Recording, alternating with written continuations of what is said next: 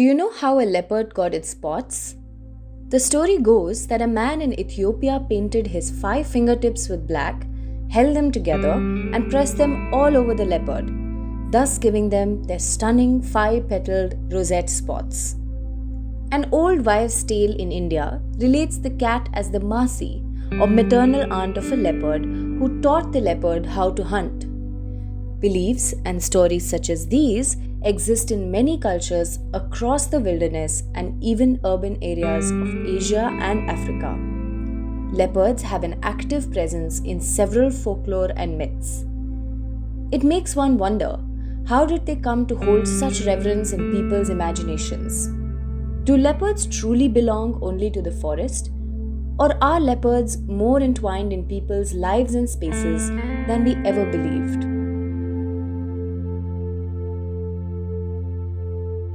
I'm Shweta Shivkumar, a doctoral fellow at the Centre for Wildlife Studies, India. For the past 6 years, I have been studying the lives of leopards and humans of Himachal Pradesh. My work on human-big cat interactions involves camera trapping leopards, interviewing people who've been affected by leopards, and organizing engagement programs for the local community, the media, and the local government.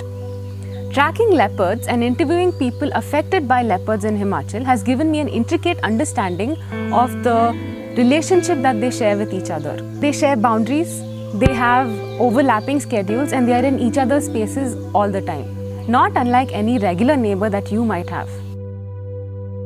While the Himachali community has learned to share space with the leopards, this may not always be an easy task. Leopards, in many cases, kill livestock or even pets. Moreover, 33 people are injured or even killed in Himachal every year.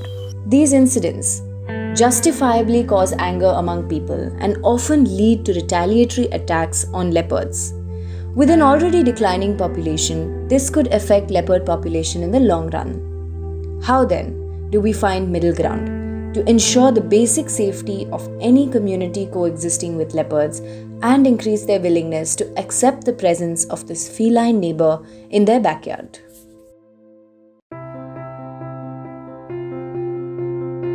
My work involves understanding the negative interactions between people and leopards and suggesting measures that promote the safety and survival of both leopards and people. In the next part of my research, I will be interviewing people to understand their desired state of living with leopards. I will also be setting up camera traps to understand how leopards navigate human populated areas.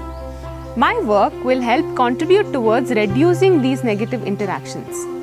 Ultimately, this can serve as a framework to address human attacks due to leopards or any other wild carnivore across the world.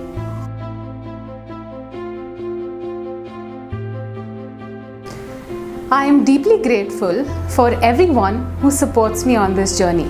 Your support can be in the form of a like, a share, a kind comment, or the cost of a hot meal for me and my team during our stay in the forests. Help me spread this message of hope with your friends and family. Now more than ever, we stand to gain so much from people and animals coexisting with each other. Come along with me in this journey and help me pave a way for other young wildlife researchers who work tirelessly to preserve creatures big and small in our little blue home. Thank you.